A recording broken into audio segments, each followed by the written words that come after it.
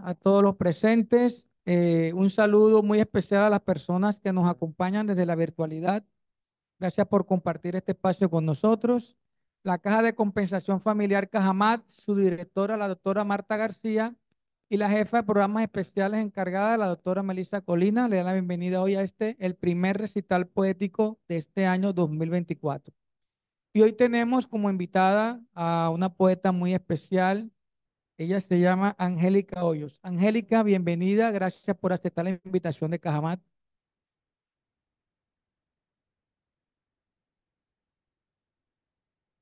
Hola, buenas noches.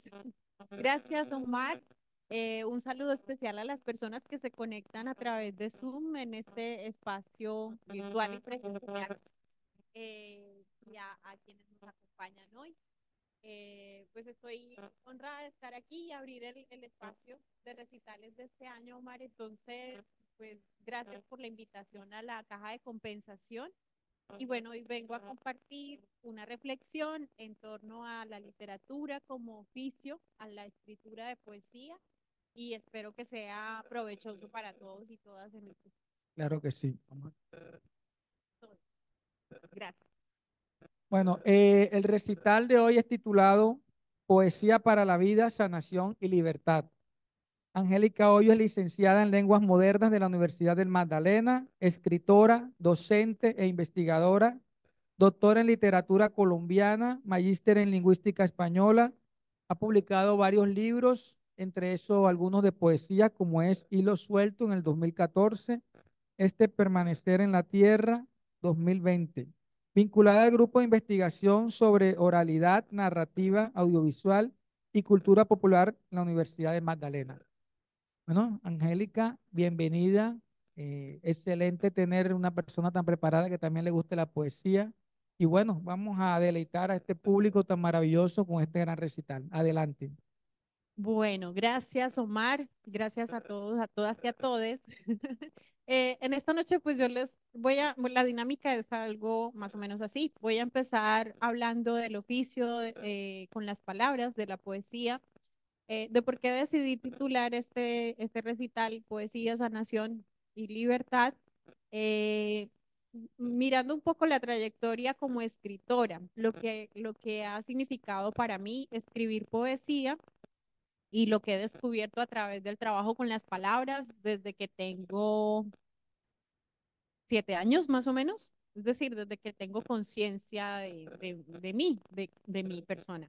Entonces, en principio, pues para mí la poesía, o cuál es la definición que tengo de poesía, ustedes pueden encontrar muchas definiciones en Google, a través de muchos autores, pero en lo personal, cada poeta tiene una definición de poesía. Dice Heidegger, a partir de la poesía de Hölderlin, dice que el poeta trabaja con el bien más inocente, que son las palabras, el bien común más inocente, que son las palabras, la materia más inocente, pero también la más peligrosa, ¿sí? Porque decir también constituye en algunos casos una amenaza que para algunos poetas, sobre todo en este país, ha significado incluso la muerte o el encierro, la muerte por asesinato, por decir cosas con la palabra, o el encierro en la cárcel para algunos poetas también colombianos en el marco del conflicto armado, o algunos otros poetas que han resistido frente al fascismo, como Miguel Hernández y los poetas españoles, ¿cierto? Entonces, para mí, a partir de esa definición, la poesía se vuelve un medio donde uno busca un lenguaje cuando no hay un lenguaje. La guerra tiene la implicación en el colectivo y a nivel individual de borrar cualquier posibilidad de palabra. Eso lo he descubierto a través de mi lectura de poesía de la violencia, que ha sido mi trabajo de investigación doctoral, en donde no hay palabras para decir lo que nos ha pasado como país. Algunas personas que han sido víctimas de asesinatos, de desplazamientos, de masacres en los pueblos de nuestra Colombia, no han podido encontrar la palabra precisa que cuente lo que les ha pasado. Sin embargo, la poesía se vuelve entonces en ese lenguaje que nos permite conectar a través de la emoción, a través de las imágenes, conectar con el otro y contar de alguna manera lo que nosotros sentimos sobre la guerra. Y en ese sentido, pues voy a hablarles primero desde un punto de vista colectivo, en que la poesía se vuelve ese discurso, ¿no? No es una catarsis, la poesía no es algo decorativo, como algunas veces se enseña en las escuelas, que el día del idioma se lleva a los niños a recitar un poema, por lo general es un poema de Pablo Neruda o de Shakespeare en algunos casos, ¿no? Y se lleva a los niños a recitar ese poema y es el saludo a la bandera y eso es la poesía. No, la poesía es un discurso potente y poderoso que nos mueve a liberar y a emanciparnos del dolor en los casos donde no tenemos lenguaje. El poeta trabaja con ese bien, que es la palabra, que es el bien por el que todavía no nos cobran impuestos por usar, y esperemos que siga siendo el bien más común de todos, ¿no? Eh, y, el poeta escribe poesía solamente cuando logra encontrar un lector, es decir, la poesía sin lectores no es poesía. Yo puedo escribir un texto y si no encuentro a alguien que resuene con mi texto, pues sencillamente el texto no llega a cumplir su cometido. Eso quiere decir que la poesía nos hermana en lo más esencial, ¿sí? En la experiencia humana, en la condición humana. Entonces, es un lenguaje que va más allá de toda palabra. Es un lenguaje que busca una conexión entre un individuo y el todo que somos. Y entre más nosotros indagamos en ese lenguaje, más nos encontramos con los otros. Por eso, para mí, la poesía es un discurso de sanación, tanto colectiva como individual. Voy a compartirles de algunos poetas que he leído, como este poeta que se llama Fernando Núñez. Es un poeta que vivió aquí en Santa Marta, era de Bogotá y vivió aquí en Santa Marta y murió durante la pandemia de COVID, biólogo de profesión. Y este libro que se titula Alarmas Armadas es un libro que hace alrededor del conflicto armado y de las diferentes formas en las que él vivió pues el conflicto, pero también como una forma de sanar ese dolor colectivo. Y a mí me gusta este libro porque es un libro que se parece un poco o juega mucho también con la crónica periodística, es decir, registros lingüísticos que no, aparentemente no son poesía, ¿sí? Uno en el Haiku, uno encuentra unos titulares bastante poéticos, ¿no? Se fue por una fría y lo dejaron frío, por ejemplo. Digamos que no debería ser poesía, pero la Crónica Roja tiene pues esas ironías y Fernando Núñez hace no unas ironías como tan jocosas como las que uno encuentra en esos titulares, pero sí juega con un lenguaje más directo. Y esa experimentación es válida dentro de la poesía. Voy a leer algunos poemas de este libro, Alarmas Armadas.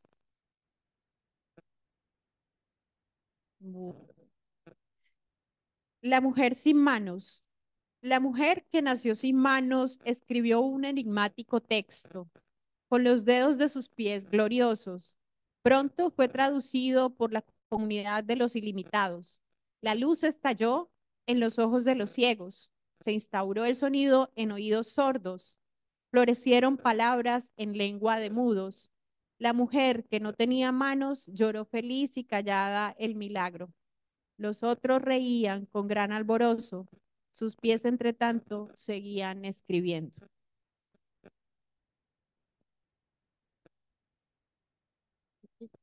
Tengo aquí varias cosas marcadas. Maneras del tirano. El Señor gritó desde su trono, apretando los puños. Nadie para sin daño al azote de mi furia. Cuando llegó el momento, solo dos pobres siervos padecieron tortura. De nada eran culpables, a no ser de arrastrar sus miserables vidas. No había ira en el Señor, ni motivos para validar aquel atroz castigo. El caso era que el amo, olvidado y ocioso, se creía obligado ante su pueblo a dar una lección de fuerza, una sangrienta muestra de poder.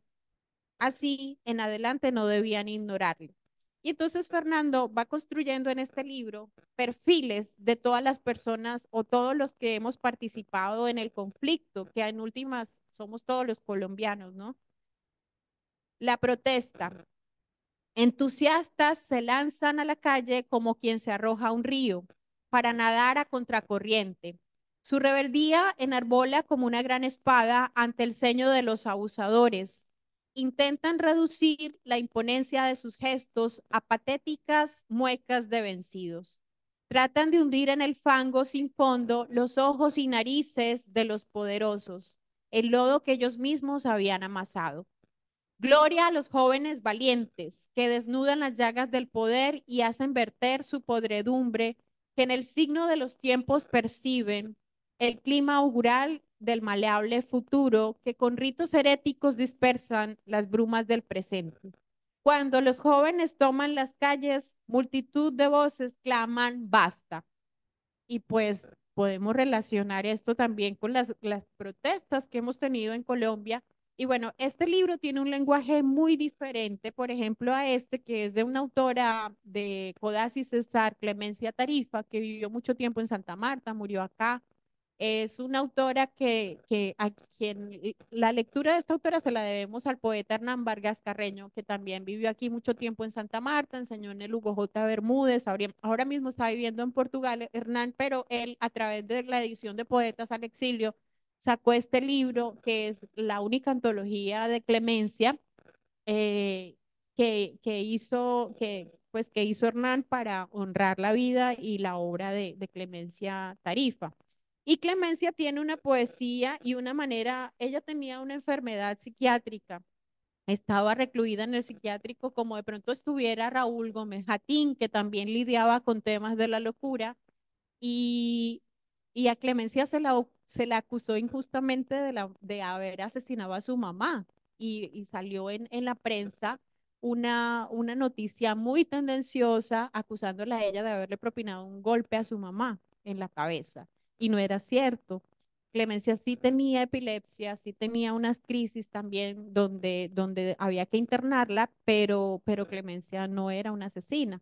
Entonces, Hernán le hace aquí incluso una entrevista post-mortem, ¿no? Esas son las licencias poéticas que se da uno a hablar con los muertos. Eso pasa, en realidad pasa, ¿no? Porque la poesía nos permite un intercambio con eso que les digo, que es la conexión con la condición humana y la muerte también es parte de nuestra condición.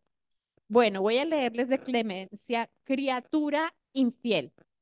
Clemencia tiene una voz poética erótica. Cerraré mi ventana azul porque no volverás a entrar. Y eso lo decidí ahora mirando esa luna plana como una olea de maíz. A gato negruzco, no volverás a entrar porque eres criatura infiel de inteligencia desigual y eres audaz, recuerdo, en su techo ajeno, pero no en mi ventana. Y ahora Shakira sacó el que las mujeres ya no lloran, ¿no? Pues cualquier insulto en poesía se puede también tratar. Y Clemencia era una mujer, una poeta. Voy a ver si encuentro un poema que me gusta mucho de ella, que le dedica a las señoras de la alta alcurnia. A ver si lo encuentro. A veces uno busca los poemas, pero no salen los que uno quiere, sino los que quieren. Eso también pasa.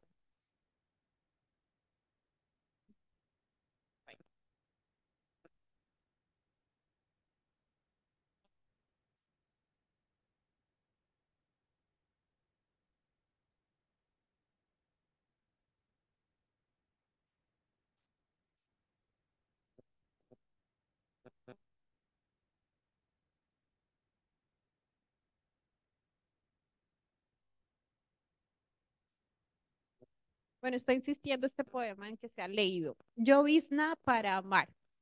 Caminar solo es un hábito, una costumbre que pasa a la historia.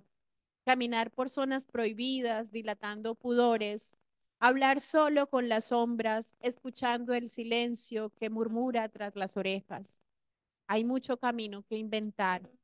Hace que se humedezca la noche con llovizna para amar, o tal vez para olvidar que eres caminante aprendiz, que estás muriendo temprano y ya no tienes dignidad. Por algo salen los poemas, ¿no? Gracias. Es de la gran Clemencia Tarifa, una poeta totalmente olvidada en los anaqueles, a quien hay que volver y leer. Y bueno, pues honro el trabajo de Hernán que hace en este libro, Difícil hablar con las sombras. Y pues, como les cuento, ese vehículo de búsqueda del lenguaje es prácticamente con lo que yo he trabajado toda la vida desde que tengo conciencia de que iba a escribir, ¿no? Yo hablé muy tarde, realmente hablé a los 3 años, es decir, hablar de entrar a la lengua, ¿no? De decir mis primeras palabras.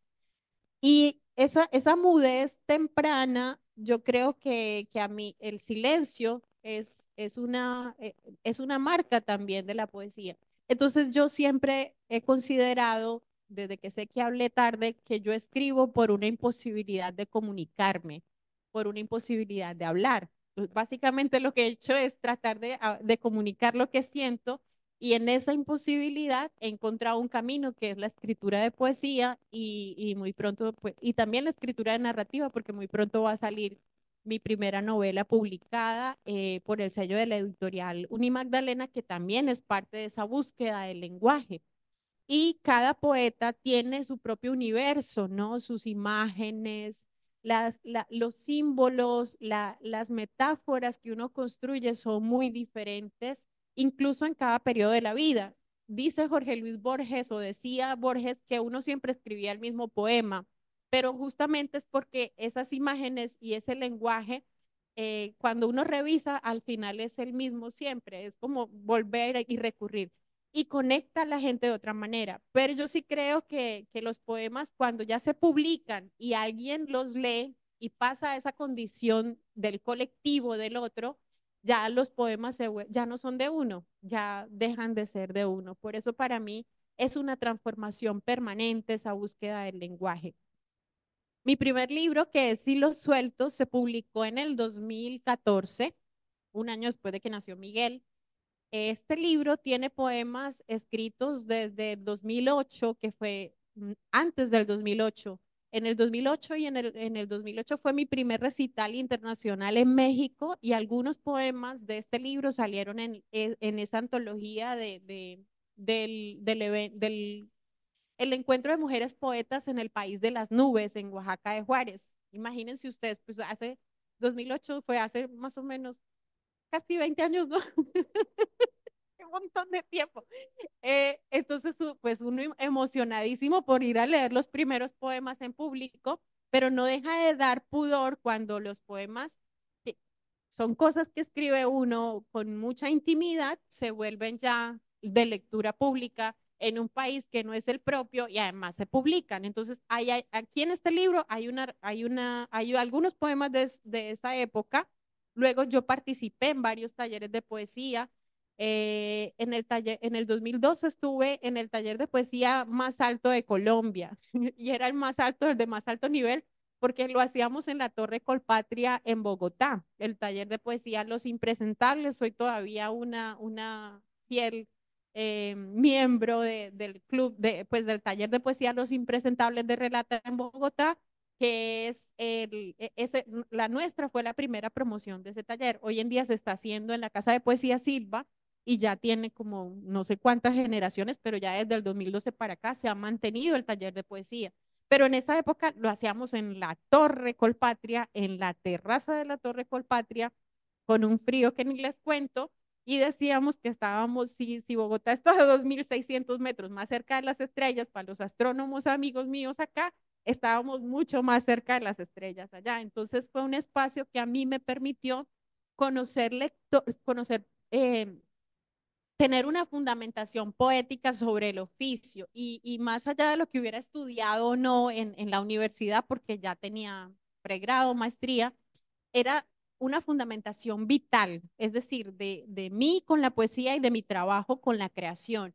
En esa torre leímos a Rainer María Rilke y gran parte de mi concepción de mundo sobre la poesía está fundamentada en cartas a un joven poeta que leí, releí y ahorita tengo una edición bilingüe en alemán que se la recomiendo muchísimo. La editó Los Impresentables. Búsquenla porque esa edición además tiene las cartas de Capú, el niño que era el aprendiz de Rainer María Rilke mediante cartas que él escribía.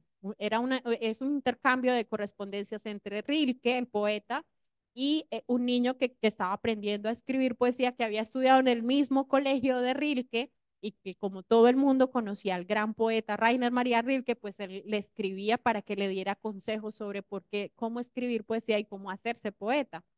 Capú se hizo militar, no se hizo poeta, pero sus cartas quedaron y en esa última edición que les estoy diciendo que sacaron Los Impresentables el año pasado, están las cartas originales de Rilke en alemán y de Capuz en alemán y están las cartas de Rilke. Entonces, allí yo encontré esa fundamentación vital. No estoy hablando ni de autores, ni de, sino como una esencia que era para mí lo que a mí me identificaba la poesía.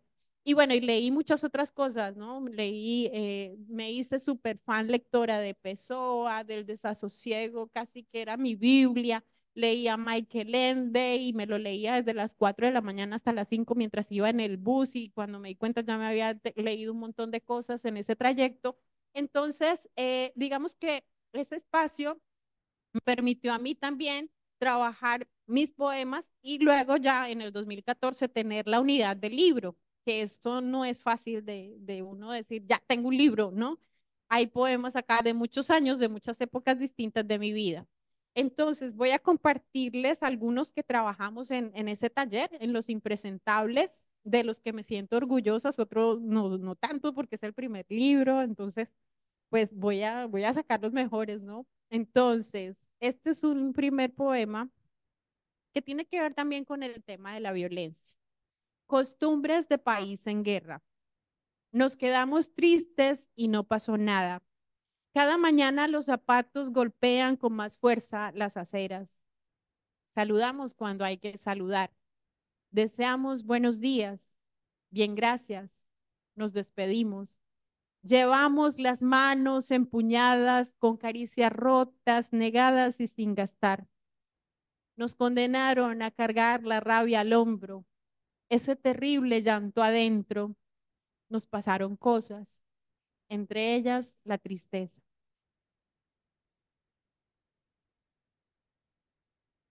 Y bueno, les voy a leer también otro que me gusta, que salió de una conversación literaria aquí en Santa Marta con los jóvenes de Talium, justamente.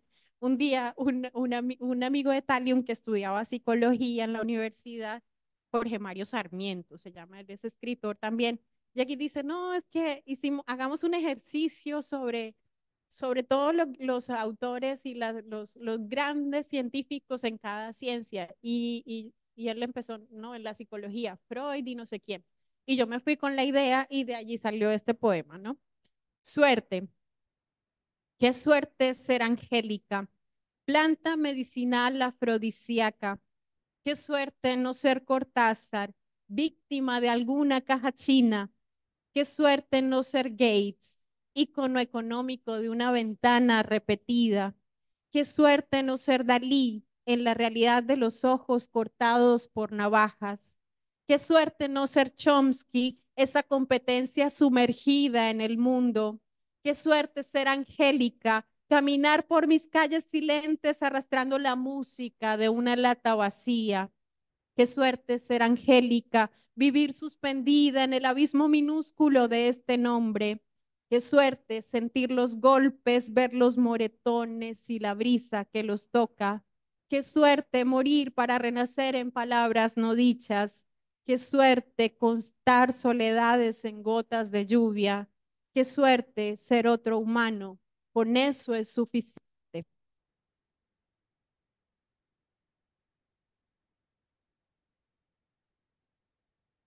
Eso es de los poemas, de los primeros poemas de Oaxaca, ¿no? O sea, realmente tuvo transformaciones, pero en esencia ese poema quedó. Hay algo que pasa cuando uno escribe poesía y es que a veces tiene la suerte de que el poema sale completo y luego cuando ya lo tallerea, cuando ya lo revisa, son poquitas cosas las que hay que corregir. Y eso pasó con ese y con otro que les voy a leer después.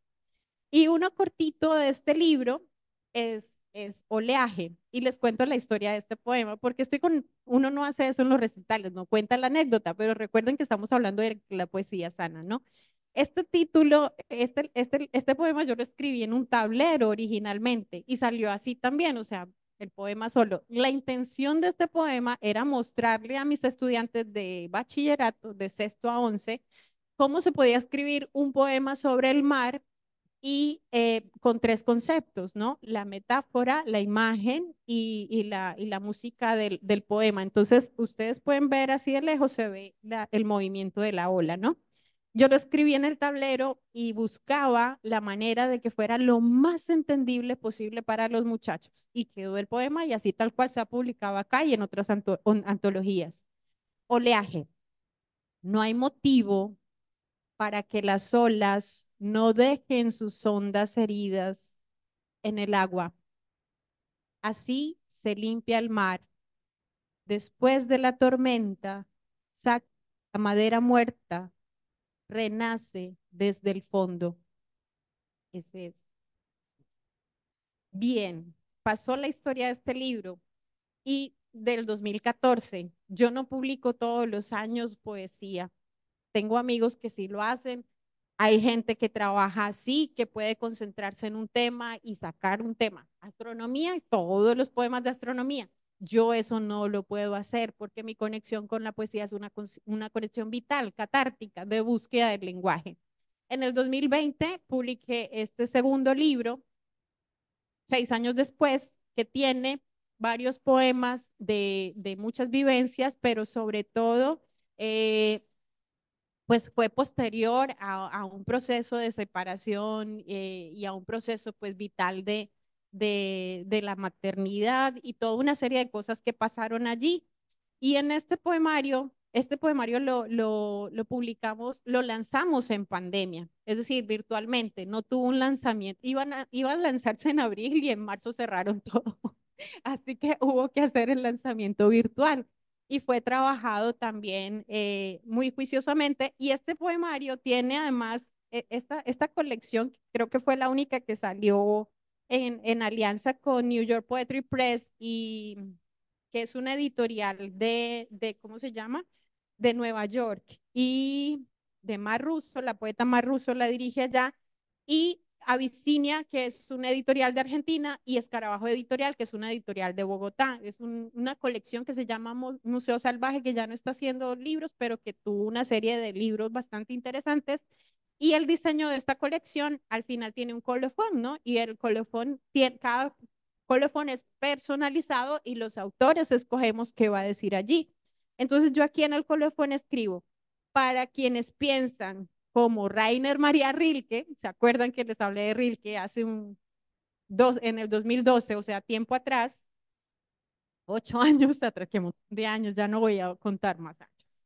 Que la escritura es una necesidad de responder la pregunta por la existencia, aunque el paraíso nos sea negado desde sus raíces.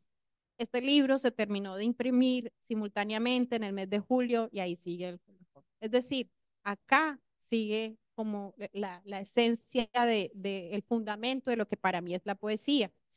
Y este libro pues tiene tres partes. Tiene una primera parte que es la más íntima, que tiene poemas viejitos, poemas también de experiencias. Está dedicado a mis tres heridas, que son tres heridas tengo yo, la de la vida, la de la muerte y la del amor. Es un poema también.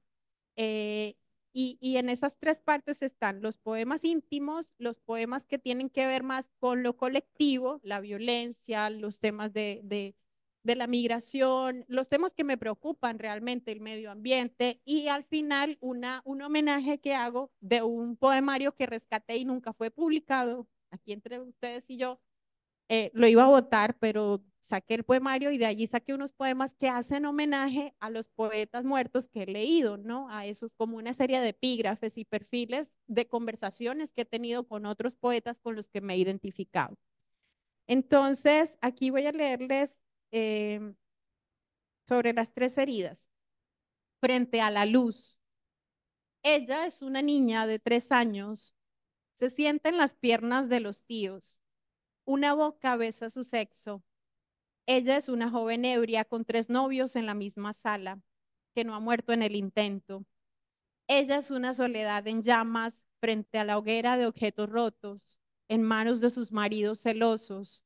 Mi sombra es la suma de 3 heridas en el cuerpo, niñas que crecieron con la rabia adentro, como gatos con ojos relucientes, muchachas en bicicleta que desearon ser atropelladas, mujeres que limpiaron los golpes y la vergüenza con el silencio que las acusa. Hay mujeres que somos 3 sombras, 3 heridas. Por supuesto que ese poemario tiene una expropiación, pues, de un montón de cosas. Incluso yo tenía miedo de publicar este poemario. Llegó un momento en que mi editor tuvo que tener una conversación conmigo seria de 2 horas de por qué yo debía publicar eso, porque no quería publicarlo. Y hay algunos poemas que curiosamente se escribieron mucho antes de la pandemia, pero parecen poemas de la pandemia, como este, Vida Interior. La guerra es en las venas y la vida cobra sentido con el susurro del mar. Afuera es grito, un juicio, el dedo acusador del dolor. Afuera flota la amenaza. Adentro colapsa el mundo, cae como la torre del tarot, como las torres gemelas. Soy la emperatriz que guarda el huevo, la grávida, la madre de lo que resta. Pachamama llena eres de gracia. Adentro la sangre se desanuda, el agujero me habita, me cuido, me arrullo en la guarida, me nutro, salgo como una palabra diáfana.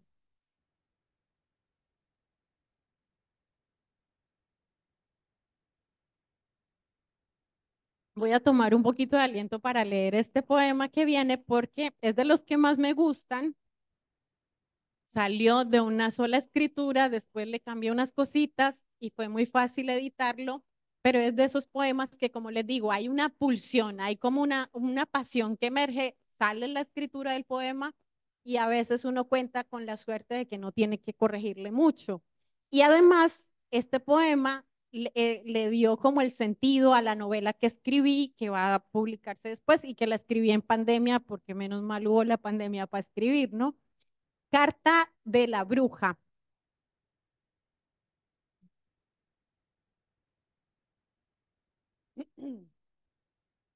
Ya que tiene una casa, busque, Señor, una mujer normal y haga un hijo.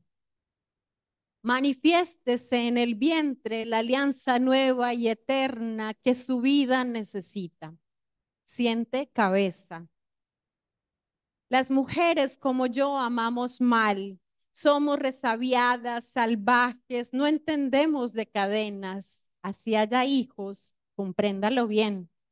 No podemos cuidar más que a nuestras sombras. Somos egoístas, lectoras implacables con nuestros aprendizajes. Desde niñas desdeñamos convenciones. Busque una mujer normal, de las que no cuestionan, mudan la piel con dibujos nuevos y si se los tatúan es para recordar, no para marcarse como vacas, de las que no buscan una voz ni resuenan en la transhumancia. Créame, son muchas. Nosotras también las amamos a ellas, pero no somos la que usted necesita. Busque una mujer como la de Lot, una que acepte el pronombre posesivo, una estatua de piedra, no a Medea, no a Medusa, no a las brujas. Heredamos la magia de nuestras abuelas. Busque a una mujer que no venga de su propio corazón, que no rechace el misterio del reflejo suyo engrandecido en el espejo, que no tenga sed y hambre de vida, Somos como piedra en el zapato, hinchamos los dedos, exigimos amarnos de igual a igual, pedimos quemar hasta la ceniza como la damos. Somos cíclicas y cambiamos como las fases de la luna. Nos gusta hacer alquimia con el sexo, amamos cada centímetro del pie y usted se puede escandalizar con el deseo.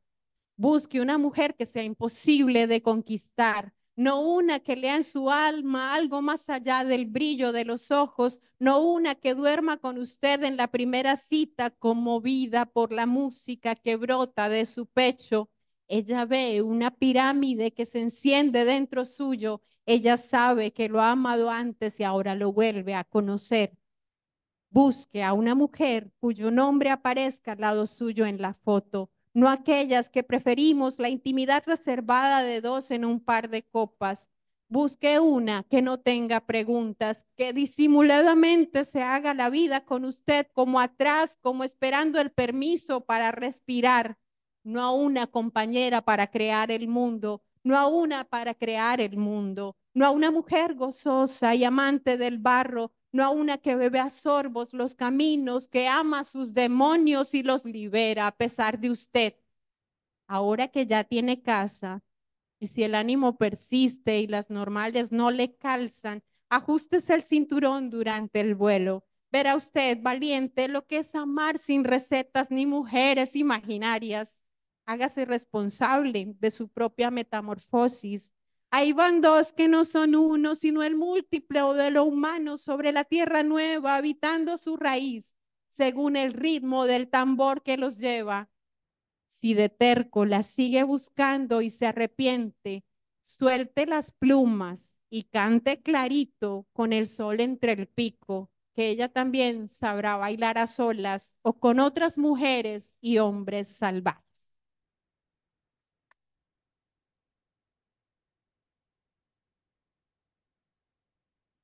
Y ese es Carta de la Bruja. Y por supuesto el personaje principal de mi novela, la que se va a publicar, es una bruja. Bueno, ya les contaré de eso en el lanzamiento de mi publicación. El último libro fue este y hay otro que está por ahí que también va a salir este año. Este tiene que ver directamente con la pandemia y básicamente me estaba medio enloqueciendo sola en mi apartamento y mi psicólogo me dijo, profe, escriba. Y yo empecé a escribir. Y entonces ahí también es que uno se da cuenta que la poesía sana en el medido en la medida en que le ayuda a uno a transitar los momentos tan difíciles como la pandemia, hacer introspección, ¿no? A verse hacia adentro, más que estar pendiente de la afuera, saber quién es uno. Y algo que me pasó con este libro en particular es que me sirvió tanto de catarsis que empecé fue a buscar noticias. Este libro tiene una forma rara, porque si bien es de poesía, está escrito como a partir de las noticias locas que me encontraba durante la pandemia, ¿no? Ustedes saben que todos los días nos bombardeaban con noticias, pero hubo unas noticias re locas que yo de solo leerlas decía, no, la realidad supera la ficción muchas veces. Entonces yo empecé a escribir a partir de allí. Voy a leerles y fueron como mini historias. Y yo aquí al comienzo digo, Julio Cortázar para escribir el libro de Manuel y algunos otros libros, eh, decía que él tenía que incluir dentro de los libros imágenes y recortes de periódicos para que la gente creyeran que eran verdad. A mí me tocó hacer todo lo contrario, me tocó desdibujar la verdad que yo encontraba en las noticias para que la gente no fuera a pensar que eso era ficción, ¿no? Entonces, algunos de estos son noticias y la otra parte son como ya más desde mi experiencia personal. Vamos a ver cuál les leo. Ay, ya tengo frío. A ver, Juan Gabriel resucitado, ¿no? Hubo el rumor de que Juan Gabriel resucitó en la pandemia. No sé, ustedes lo vieron. De verdad que había noticias muy locas. El poeta Hernán Vargas Carreño, el editor de Editorial Exilio, ¿no? Envía a los compradores de libros una estampita de Juan Gabriel, patrono de los amores posibles. Su gesto profético da para considerarlo santo. El Vaticano debería considerar seriamente esta posibilidad. pues circula un video de Juan Gabriel hablando de cómo la situación de la pandemia le devolvió a la vida. Se cansó de estar escondido y volvió a vivir este difícil momento con su público, ya que se debe a nosotros. Envía un saludo de aliento en video y promete mantenerse en contacto y decirnos la verdad de todo. Pondré la estampita en mi altar por si las moscas. Wikipedia, en su entrada sobre el Divo de Juárez, había dicho que la fecha de resurrección era el 15 de diciembre del 2018, lo que demuestra la falla de las fuentes de información de este portal. Uno va a Wikipedia, encuentra fecha de resurrección 2018, no en la pandemia. Y bueno, este libro es un poco diferente, pero pues también hace parte del proceso de creación, ¿no? Y hace parte de esa introspección. Voy a dejarlos hasta ahí. No sé si tienen alguna pregunta hasta ahora o si seguimos ¿Hay conversando o alguna no sé. pregunta? O de pronto en internet, en el Zoom.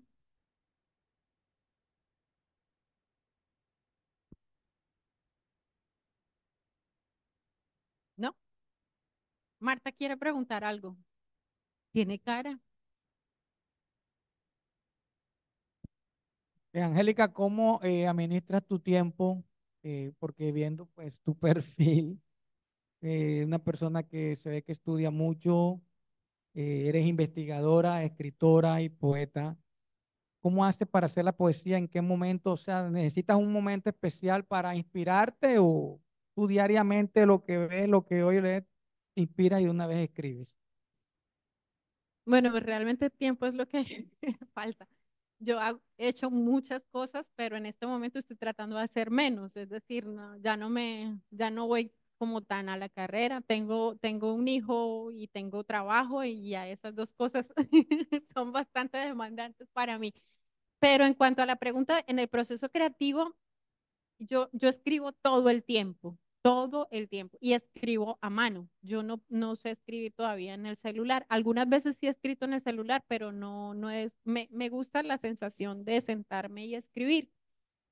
Eh, hace, Normalmente escribo y tengo muchos cuadernos, los dejo por ahí y un día digo, uy, ya tengo como hartos poemas por ahí, vamos a ver, de ahí qué sirve. Tengo muchos proyectos comenzados. Le explicaba el otro día justo a mi hijo, que también es súper creativo y estaba preocupado porque él quería comenzar cosas y no las terminaba. Yo le decía, es que eso hace la gente creativa. Tenemos varias ventanas abiertas y uno va y termina una cosa y cuando ya termina eso, entonces lo dejo por allá y vuelvo a lo otro y sigo y a veces estás estancado con el tema, entonces te vas a pasear, haces otra cosa y ahí se te ocurre algo y vuelves.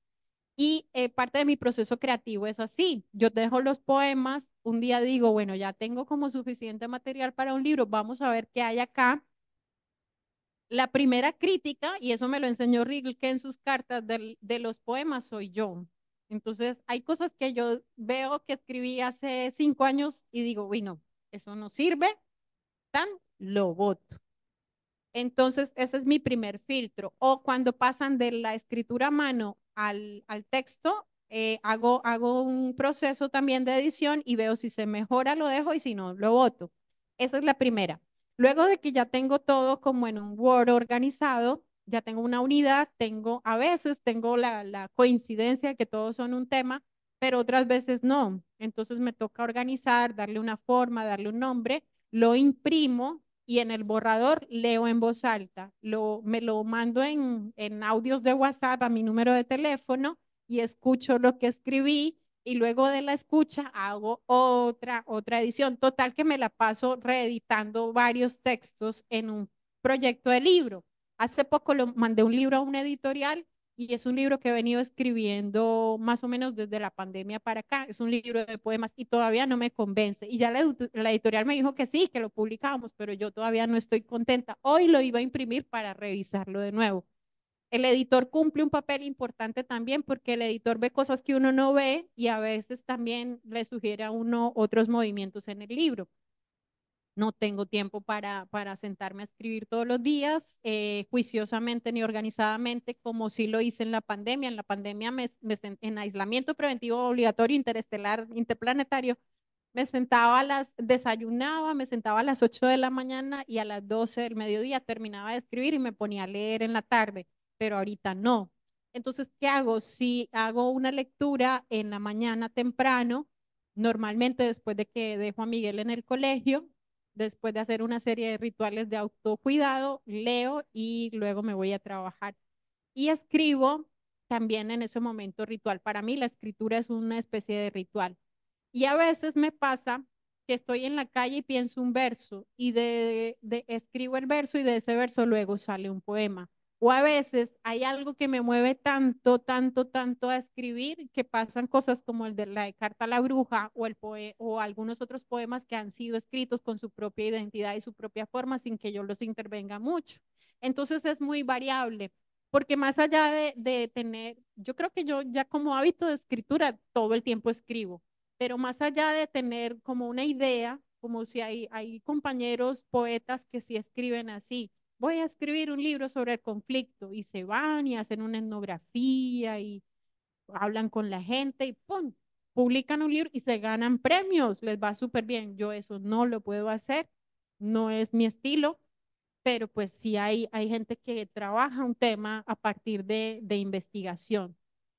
Con la novela sí hago investigación y a pesar de que mi novela, por ejemplo, esta que escribí es más también de exploración autobiográfica en un sentido, que es la historia de la bruja es Cecilia, una tía que estuvo viviendo en La Guajira y desapareció, una tía abuela.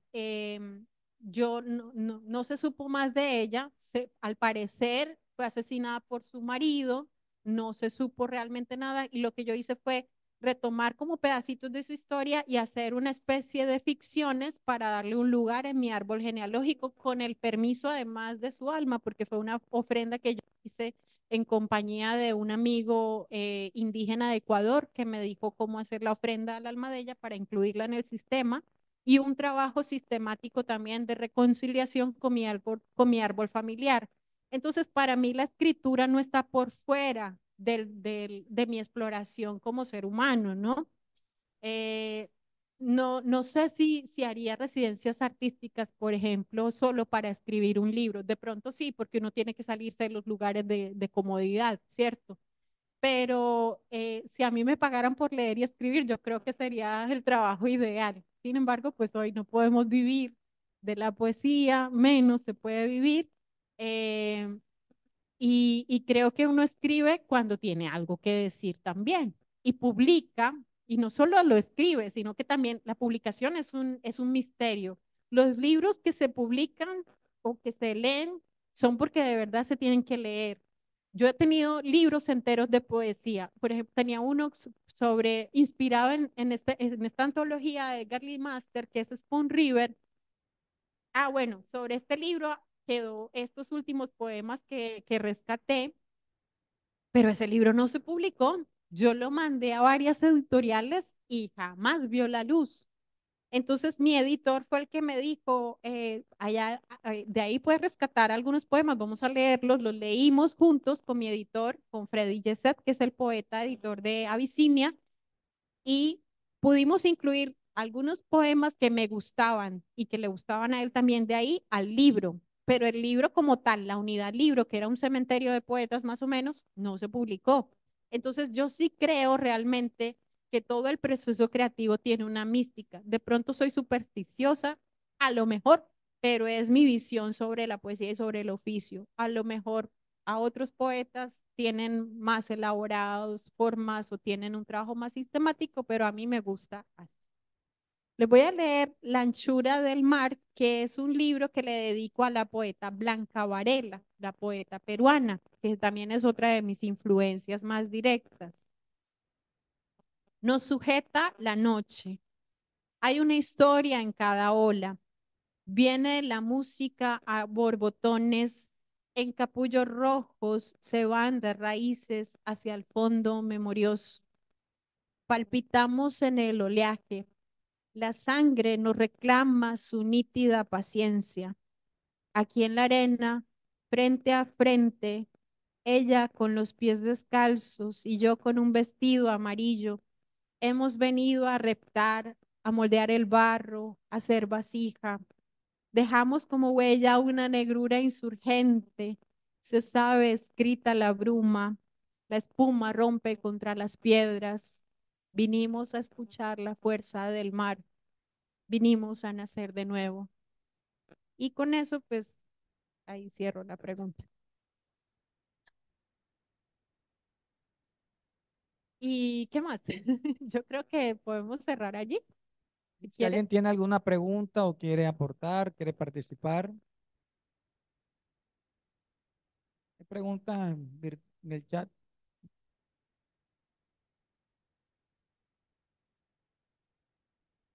más que una pregunta, hay un comentario.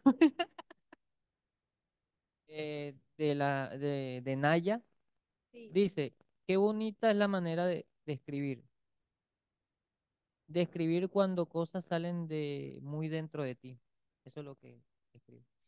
Ay, gracias, Naya. Y pues esa es la invitación con la que yo los dejo a ustedes, ¿no? O sea, indistintamente de que se publique o no un texto, la escritura es un hábito que sana, ¿no? Cuando uno baja lo que uno tiene aquí al papel, uno se entiende o al menos se lee.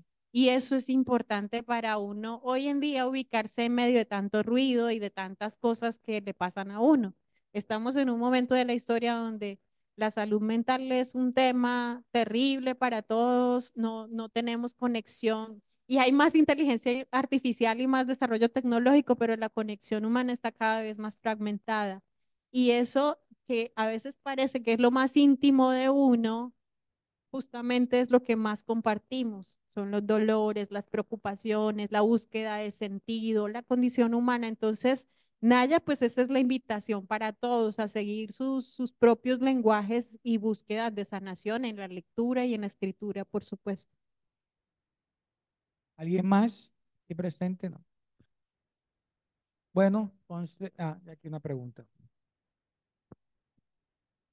Hola, una pregunta. A mí me gusta escribir. De hecho, yo también escribo poesías, pero siento que a veces como que se te baja como ese deseo y esa inspiración de seguir, ¿no? O decir de pronto, cuando haces el análisis de lo que escribe, te gusta, pero tú dices, bueno, sí será que está bueno o no está bueno. Me gustaría de pronto que de tu experiencia me aconsejaras cómo hace uno como para que esa motivación no decaiga, porque bueno, yo escribo y lo dejo ahí, lo tengo como archivado, pero sí me gustaría de pronto, hoy que te escuché hablando de esta experiencia tan bonita que tienes como escritora, como que se prendiera ese motorcito y decir, bueno, sí, lo voy a seguir haciendo. ¿Cómo se hace? ¿Qué consejos Bueno, me darías? esa es una pregunta muy importante porque mucha gente que empezó conmigo en taller literario, por ejemplo, cuando estaba en la universidad, escribía muy buenos poemas y ya se perdieron en el trabajo, que era un poco también la pregunta que hacía el profe Omar, y no siguieron escribiendo. Yo sí yo creo que en el camino de la poesía uno tiene que ser muy terco con uno mismo, primero, ¿sí? Eh, y más que el hábito de escritura, que ya es como la forma a la que uno llega, es la actitud ante el mundo lo que te genera una visión poética, ¿sí? Es el asombro permanente, el conectar contigo, el escucharte todo el tiempo, el estar en diálogo permanente con tu sentir, ¿cierto? Entonces yo creo que para no desistir y para ser tercos hay que también tener esa elección vital de yo, pues así a veces sea un poco tortuoso, yo soy poeta, siento esto, ¿qué me está pasando? Y eso por un lado. Y por el otro, estamos en un momento de la historia en donde ya no hay genios, o sea, el genio poético o el genio artístico, díganme quién es y dónde está.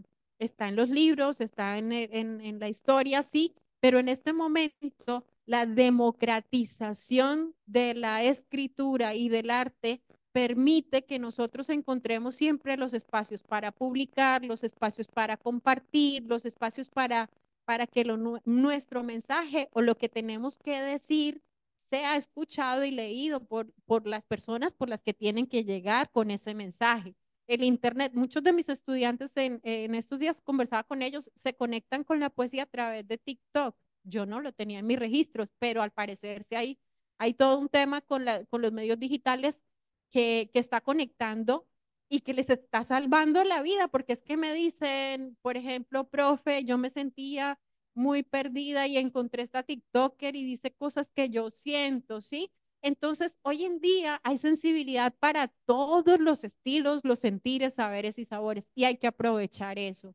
Y la primera persona que tiene que reconocer lo que uno hace es uno mismo, ¿no? Entonces, pues mi invitación es a eso, a ser persistente, hacia el otro no le gusta, a alguien le gustará, ¿sí? Y lo que decía Rilke, ¿no?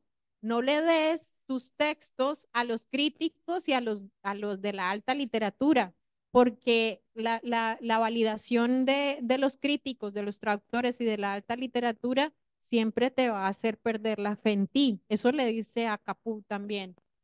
El primero que tiene que ser juez y crítico de tu obra eres tú mismo. Y si tiene sentido para ti y si tiene sentido para las cosas de tu vida, es poesía, es para ti, no es para nadie más. Entonces, por ahí yo te diría eso y seguir escribiendo, seguir con esa actitud ante la vida, que es la poesía, que es detenerse a observar lo que la gente no observa, ¿sí? Lo que el diario vivir, el sobrevivir no nos permite observar, que es la presencia de estar aquí, conectar con la vida de otra manera. ¿Alguna otra pregunta? Buenas noches. Y quisiera hacer una pregunta, obviamente al momento de construir como tal el poema, ¿tienes en cuenta alguna estructura como tal que para conectar más rápido con las personas que lo lean? Quería saber de pronto eso. Seguramente habrá mucho de imaginación, de inspiración, pero quisiera saber en el momento de construir o cuando empiezas a editar, ¿tienes alguna estructura que dices? Bueno, esa es una buena pregunta porque quería decirle dos cosas también a la profe que hizo la pregunta ahorita, y es la importancia del taller, de compartir, de sentarse con otros a leer, a compartir y a ver las formas, ¿no? Yo, por ejemplo, no soy buena para escribir en versos clásicos ni en figuras clásicas de la poesía que hoy en día a mí me parece que sería valioso que alguien hiciera, pues yo no lo sé hacer. Y conozco a alguien en la Sergio Arboleda que al parecer sí escribe libros en verso y en sonetos, y eso a mí me parece fenomenal.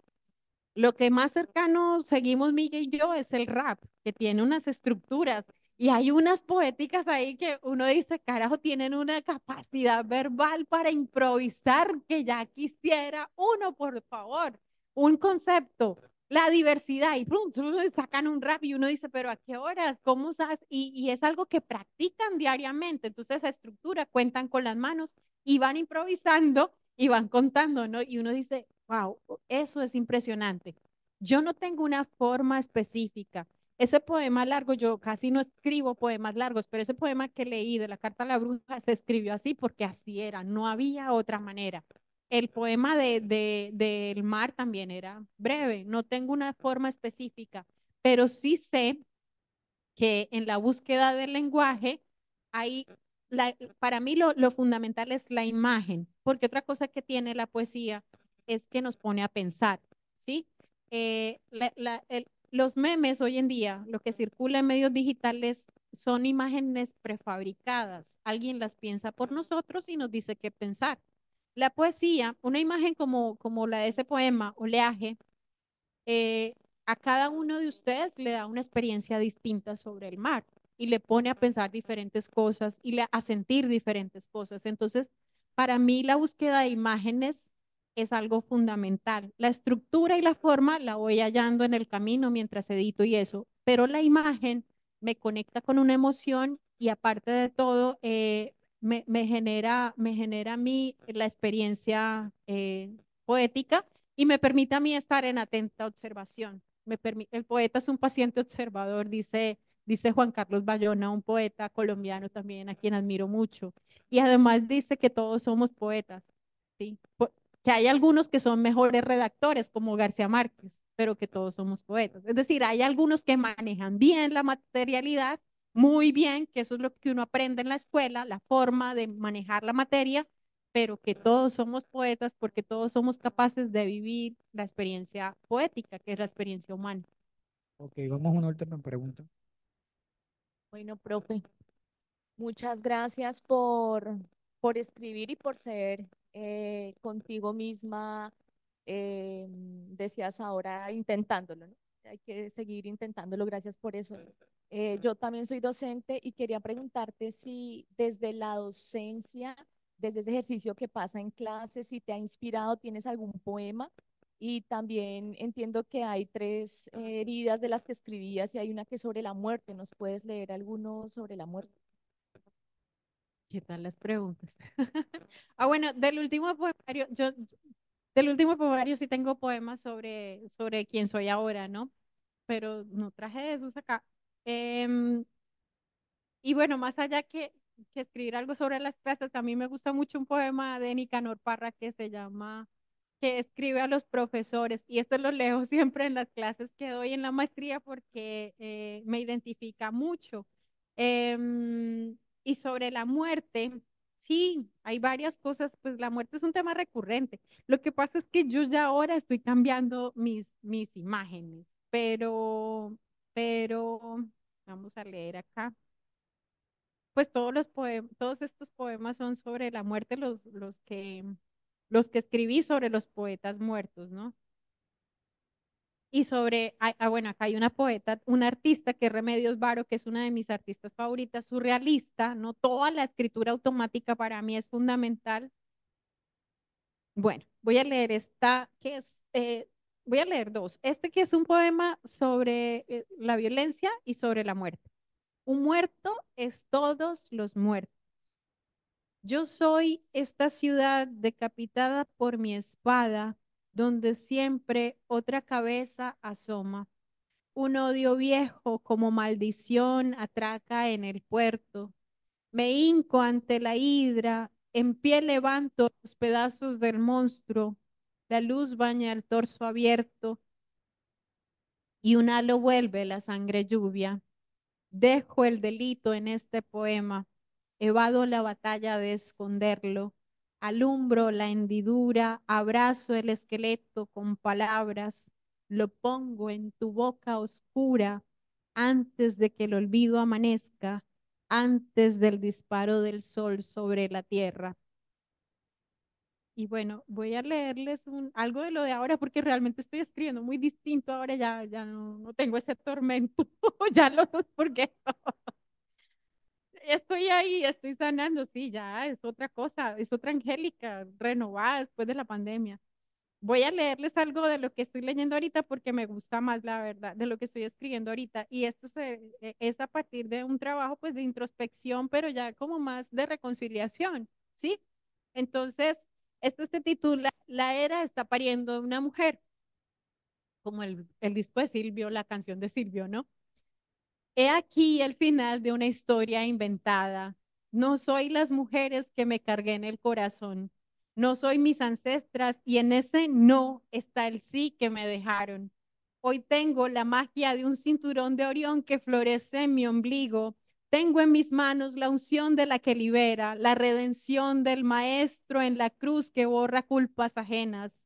Tengo en un corazón nuevo para amar, uno lleno de costras y cicatrices donde dice que hubo amor. Reconozco mis ficciones, las acaricio. Reconozco a la niña que lloraba sola bajo las escaleras, a la niña que recogió las flores para sus tías, al adolescente que destruyó los regalos. Yo soy valor porque he amado con valor. Yo soy amor y nada debo ya para amar. Reconozco a Dios en mí, a mi Padre negro, a mi Madre blanca, las alas de la mariposa que con el viento se llevan los malos pensamientos, la fragilidad y el miedo de vivir. Reconozco la cara de la muerte y el pánico para aferrar mis raíces hacia mi destino. A la izquierda mi madre y todo el linaje que me bendice. A la derecha mi padre y la fuerza de su luz en mi anahata. Amo con el vientre y con el pecho. Confío en el camino y en este verso que se hace al andar. Amo con la adulta enfrente, cuidadosa y amorosa con mi ser. Amo con la anciana de la libertad que me protege. Amo aferrada a mis cantos de pájaras de luz. Después del cine se sale para curar las guerras, para buscar el lenguaje en el silencio, nombrar a la nueva mujer en el tapiz finísimo de su propia historia.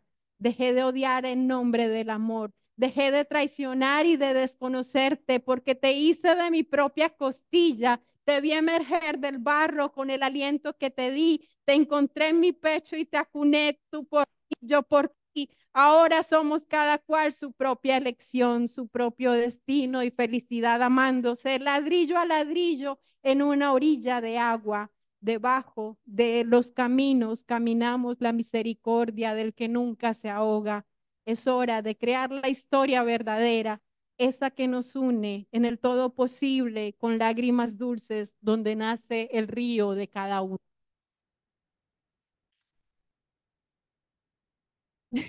Y bueno, esos son mis símbolos ahora, son otra cosa. Ya te voy a descansar. Ya No, vamos, ya vamos. ya, ya la suelto. No, solo quería darte las gracias una vez más, como ya sabes que lo he hecho, porque sigo viendo en ti ese espejo que me muestra muchas cosas sobre mi relación también con el lenguaje.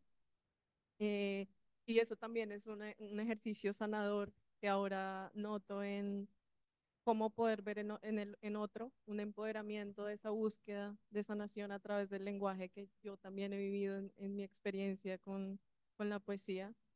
Y quería recordar un poema de Pizarnik que me ha acompañado toda la vida, el que dice: ¿cómo explicar con palabras de este mundo que partió de mí un barco llevándome? Y lo traigo aquí porque el poema me encanta, porque se pregunta precisamente por esa relación con el lenguaje, de cómo, cómo esa, pues todo lo que atravesó Pizarnik con su proceso de salud mental, que fue tan tétrica, cómo ponerla en el lenguaje. Pero además el poema me encanta porque se responde a sí mismo cuando dice mm, que partió de mí un barco llevándome, y pone ahí la imagen poética que se fragmenta, ¿no? Y nada, quería eso. Pues era eso como, sí, más que una conferencia, era mostrar el proceso creativo y cómo los símbolos cambian. Finalmente uno es permanente cambio, ¿no? Permanente transformación. Y tal vez mañana salga ese libro, tal vez no, pero por lo menos ya ustedes escucharon ese poema que es totalmente diferente a todo lo que he escrito antes. Y bueno, los dejo con eso y cuando sea el lanzamiento de mi novela, que va a ser pronto, los voy a estar invitando a todos también, por supuesto, a Omar. Muchas gracias a los que nos vieron también y gracias a todos. Gracias, Au. Bueno, un aplauso para Angélica, claro que sí. Bueno, las personas de la virtualidad que estuvieron con nosotros, gracias por estar ahí compartiendo este espacio. A todos ustedes, gracias. Y bueno, nos vemos en una próxima oportunidad. Gracias a ti, Angélica, también por estar aquí.